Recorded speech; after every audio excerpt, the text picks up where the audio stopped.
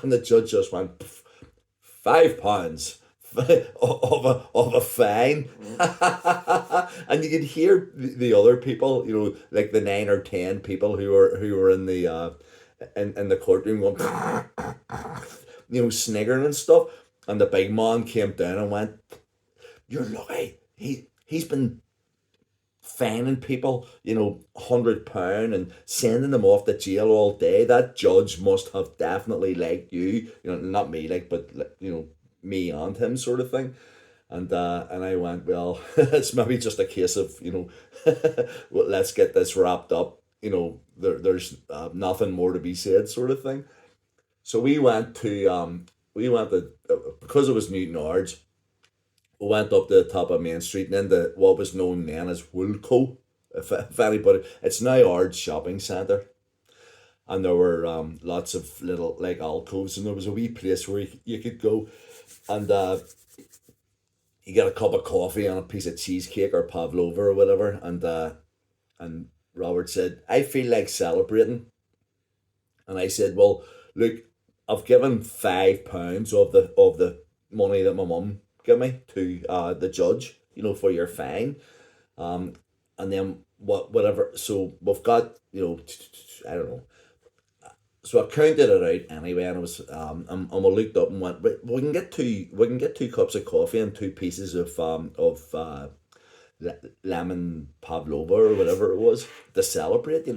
So we're sitting in our shopping centre in this like wee sort of cafe place, drinking coffee, eating the pavlova, and going, "This hasn't today been a marvelous day?" And then Robert turned around and said to me, it has been." And then I went, "How are we getting home?" And Robert went, "What?" And I said, "I've just realised we've spent all our money. I think, how much have you got left?" And he says, I never had anything in the first place." And I went, "I think I've got like 40p here left, like change. And this is to get us back from Newton Ards, the Belfast sort of thing."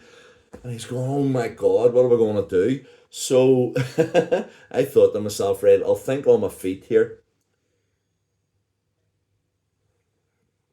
Back then, the red buses left from Dundonald. The blue bus would have got you to Dundonald, which was from Newton Arts to Dundonald, which was like about 4 miles. And then the red bus would have got you then from Dundonald on up the Newton Arts Road. And then I had like this ticket, ding ding, that you could put into the red bus, but it was all used, but I was going to just chance it anyway, sort of thing. But we still had to get from Newton Arts to Dundonald to get the red bus. And what 40p wasn't gonna so but I said, "Look, listen, we went to a bus stop, and we got on the bus, and the bus driver said, 'Where to, lads?' And I said, 'Look, can I explain something to you, mate?' I said, 'Listen, we've been in the courthouse. He's got off. We had to pay a fine. We've got no more money. We had pavlova, had coffee. I've got 40p left. Could you just take us like 40p distance? Even if it's like a mile, and then we'll walk to Dundonald." And he went, "Lads," he says, "sit down." And I went, "What?" He says, "I'll take you to Belfast." He says, "Unless a conductor gets on." He says, "If a conductor gets on, you get off. But if a conductor doesn't get on, I'll take you to Belfast." And he did, and took us to Templemore Avenue, and then we were able to walk up from Templemore Avenue, and my mum hugged us, and and that was like one day of an adventure that I had with my brother. And I had loads of them, um, but that one will always stick in my memory as being special, because it was just a sort of "I'm awful sorry, Your Honour, and I'll never do it again," because it was the charm, that got him off. It wasn't anything to do with what he said. It was those big eyes, And I look at JJ and I see the same big eyes and I go, "You're gonna be okay, son. Everything's gonna be okay."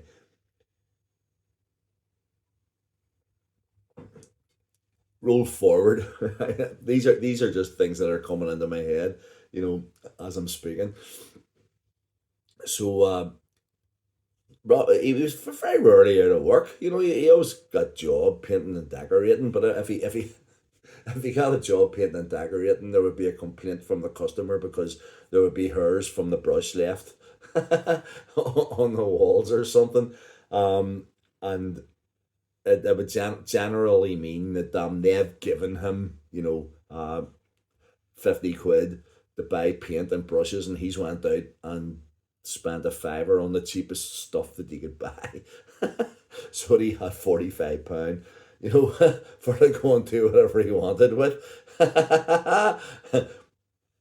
And I always remember this, and my aunt Colleen, God love her, she'll remember this maybe vaguely, but lived out by Bally, out close to where my granny lived, and she had done the same thing. She'd given us some money, to buy paint, and brushes, and to go along to her house and to paint our living room and stuff. I think I can't remember how much it was exactly, but it was like 30 quid or something.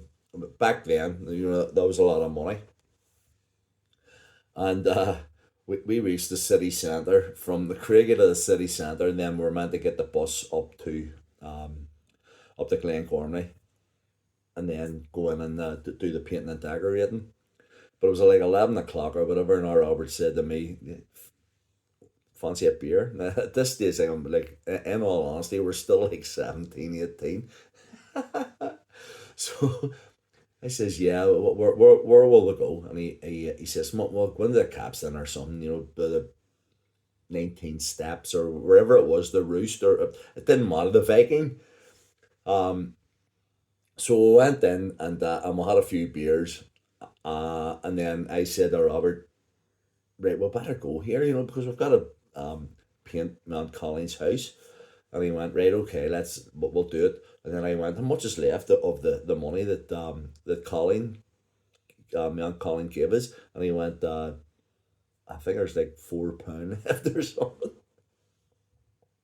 And I go, "But we have to go to the Co in York Street and buy paint and brushes and stuff with £4 left. What do we want?"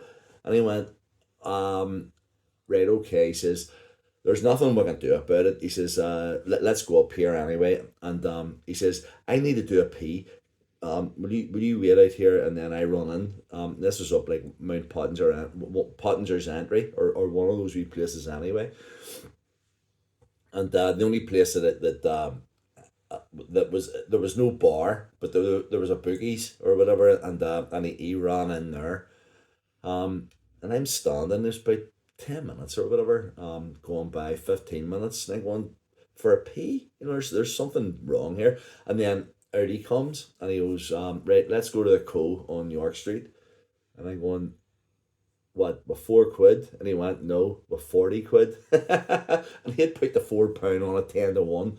He said, "So we got 40 quid plus £4, so we were up £14 from from what had left the house, and had still had a wee time in the bar, having a few beers." And I don't know what state the paint went on to my Aunt Collins. But it was high quality paint because we used all the money, to buy whatever was needed. But that again, that's just something that happened to him. He was a real fortunate guy, when it came to when it came to luck, except when where it was, where his health was sort of concerned. He got an interview. He got an interview